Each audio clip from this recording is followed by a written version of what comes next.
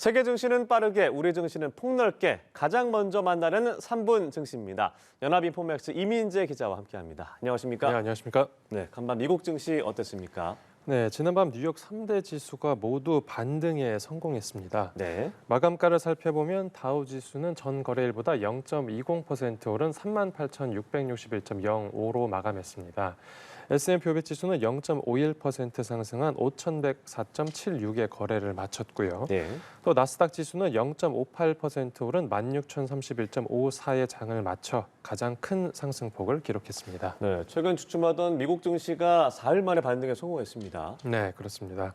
이제 바로 제롬 파월 연방준비제도 의장의 발언 영향이 컸는데요. 네. 이제 파월 의장이 하원의회 통화정책 보고에서 인플레이션이 통제되고 있다는 확신이 커지면서 연준이 올해 어느 시점부터 완화 정책을 시작할 수 있을 것이라고 밝혔습니다. 네. 그러니까 투자자들은 연내 어느 시점에서 금리를 인하할 수 있을 것이라는 그 발언에 주목했고 증시가 반등한 것으로 해석됩니다. 네. 하지만 파월 의장은 인플레이션이 2%를 향해 지속적으로 움직이고 있다는 더 큰 확신을 얻을 때까지는 금리를 인하하는 게 적절하지 않다는 전제를 달았습니다.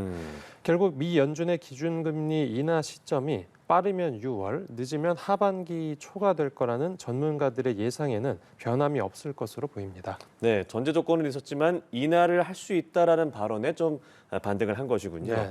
저희가 미국 상업용 부동산 위기설 얘기를 하면서 언급했던 뉴욕 지역은행 주가가 반등을 했다고요. 네, 그렇습니다. 뉴욕 커뮤니티 은행 주가가 장중에 40% 넘게 급락했다가 예. 다시 급반등하는 이른바 롤러코스터 장세를 보였습니다.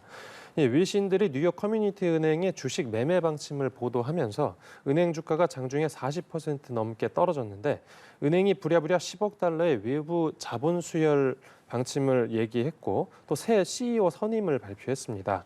이렇게 구조조정 발표가 나오면서 주가가 다시 반등했고요. 네. 최종적으로는 7.45% 상승해서 장을 마쳤습니다. 그러니까 결국 하루 사이에만 주가 등락폭이 거의 50%에 달한 셈입니다. 아, 네, 그렇군요. 자, 최근 조정을 받았던 빅테크주의 동향은 좀 어땠습니까? 네, 이 인공지능의 열기는 여전히 뜨거웠습니다. 네. 이제 인공지능 반도체 최대 수혜주로 꼽히는 엔비디아가 전거래일보다 3.18% 오른 887달러를 기록하면서 역대 최고치를 다시 썼습니다.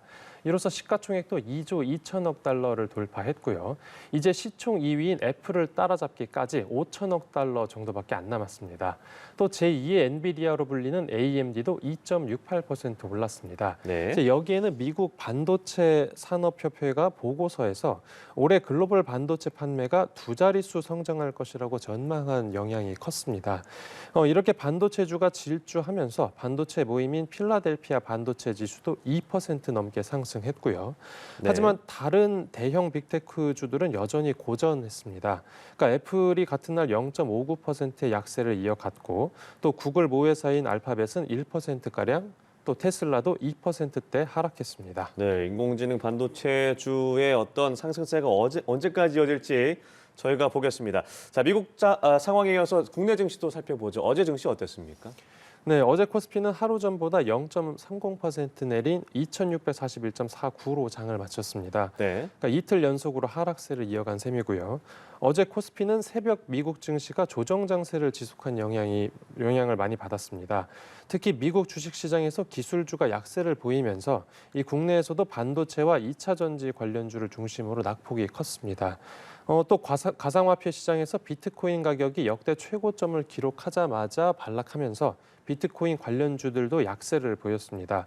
이 수급상으로는 외국인이 8거래일 연속 순매수세를 멈추고 4천억 원 가까이 순매도하면서 약세 압력을 가했습니다. 네. 또 기관도 2천여억 원을 순매도하면서 지수를 끌어내렸습니다. 네, 해당 일의 미국 증시의 영향을 분명히 받아 보이는데 어제 약세장에도 가격 상승폭이 커서 주목을 받은 종목이 있다고요? 네, 바로 방산주 이야기입니다. 네.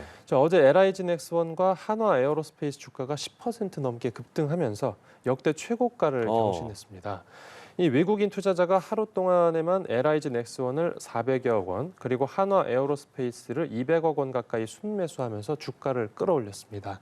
이제 방산 대장주로 꼽히는 한화 에어로스페이스의 경우에는 해외 수주가 크게 증가할 것으로 예상되면서 주가가 계속해서 상승세를 이어가고 있습니다. 네. 또 LIG 넥스원의 경우에는 산업통상자원부가 사업장을 방문해서 수출 확대 방안을 논의한다는 소식이 전해지면서 강세를 보였습니다.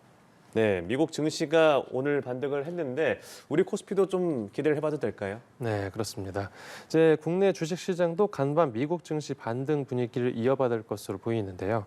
하지만 파월 연준 의장이 우리 시간으로 내일 새벽에 상원 은행위원회에도 출석을 앞두고 있어서 예. 이 이벤트를 주시하면서 변동성은 다소 제한될 것으로 관측됩니다. 예, 파월의 발언은 저희가 계속해서 주목을 해보겠고요.